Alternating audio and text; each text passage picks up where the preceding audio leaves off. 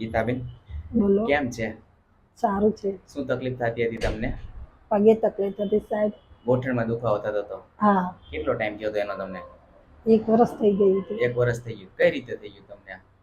ખેતરમાં ગઈ 3 વાગે હું, પછી તો મને ચલાવ્યું જ નહીં. ઘરે વળતી વખતે આ બાંધથી એટલે મને રહે નહીં. એટલે પછી મારા ઘરવાળાને મારી બેબીને બાઇક ઉપર મને 2 જણા બેસાડીને પછી ઘરે લાવ્યા. પછી તો હું ખાટલા હેણ જ થઈ ગઈ હતી. આટલા વર્ષ થઈ ગયા હતા? હા, ખાટલા હેણ જ થઈ ગઈ. પછી તો હું ઊભી જ ના થઈ કે 2 જણા બધી રીતે ચાલીને ફેવરો મને. દુખાવો થયો ત્યારે? હા.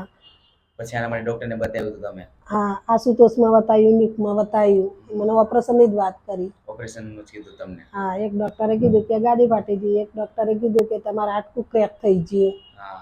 હું ગભરાઈ ગઈ. તો મને ઓપરેશન કરવું જ પછી. મને ઓપરેશન કરશે તો હું શું કરીશ? કેટલા રંગ. પછી ઓપરેશનનું ન વિચાર્યું તમે? હા, ના વિચાર્યું મેં. દવા પીને ચલવી લીધું. પછી તમે ડોક્ટરે પાછી દવા આપી હતી, પાછી બતાવવા ગયા હતા કે નહોતા ગયા? હા, બતા જતા અઠવાડિયાની દવા આલી હતી. દવાથી દુખાવો ઓછો થઈ ગયો તમને? હા, દવા પીવું એટલે ઘડી આરામ રહે. દવા બંધ કરો એટલે પાછો દુખાવો ચાલુ થઈ જતો હતો? અને આપણે તમને એનું એડ્રેસ કોણે આપ્યું હતું? અતુલભાઈએ. અતુલભાઈ આપ્યું હતું? અતુલભાઈ એમના મમ્મી લઈને આવ્યા હતા ને. હા. અતુલભાઈએ આપ્યું હતું. એના પછી તમે અહીંયા બતાવવા આવ્યા હતા? હા. આપણી થેરાપીમાં તમને દુખાવો ક્યાંય થયો તો? આપણે સારો કર્યા પછી પેન વહેતું હોય કે એવું ક્યારે? ના, એવું ક્યારે નથી? કશું જ નહીં. તકલીફ શું થતી તમને? ચાલવામાં તકલીફ પડતી? હા, ચાલવામાં તકલીફ થતી હતી. કેટલું ચાલી શકતા હતા તમે? હું 2-3 ડગલા ચાલું, પછી આમ ટેકો દઈને ઊભું રહેવું પડે દિવાલે મને. સવારમાં એવું થતું ટેકો દઈને ઊભા રહેવું પડતું? હા, એમનીમાં આમ આખા દીમાં ચાલું ને તો મારે ટેકો લેવો પડતો. ટેકો લેવો પડતો હતો? અત્યારે કોઈ ટેકો કે એવું લેવું પડે છે? કશું જ નહીં, હું એમનીમાં જ ચાલું.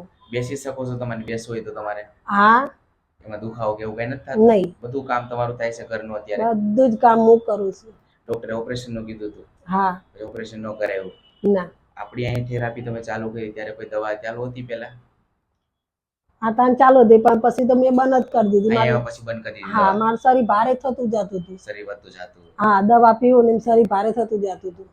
આપણે કોઈથી દવા કેવું આપ્યું તમને કે દવા વગર સારું થયું તમને? હા, 4 ગોળી આપી હતી, મેં એમને આમ પડી. ઇમરજન્સી માટે આપી હતી, બહુ દુખે તો લેવા માટે? એ ગોળી લેવી નહોતી પડી? ના, નહીં લેવી પડી. તો આવી સારવાર કરવી જોઈએ?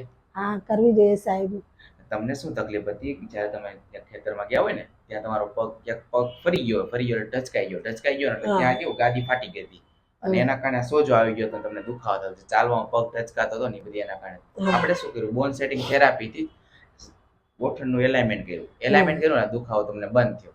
આમાં કોઈ દવા કે કોઈ ઇન્જેક્શન કે એવું આપણે કાંઈ માર્યું નથી, એમનેમ જ સારું થયું તમને. લાગે છે તમને ઓપરેશન કરવું પડે એવું લાગે છે તમને? નહીં સાહેબ, બધું કામ થશે હવે તમારાથી. અત્યારે તમારે છે ને ખાલી થોડોક ટાઈમ ધ્યાન રાખવાનું છે, હેવી વજન એક નથી ઉચકાવવાનું. વજન નહીં ઉચકવું. સીડી ચડવું નથી કરવાનું થોડોક ટાઈમ. એટલે કેવું છે ક્યારે તમને આ પ્રોબ્લેમ થાય જ નહીં બીજી વખત. બરાબર.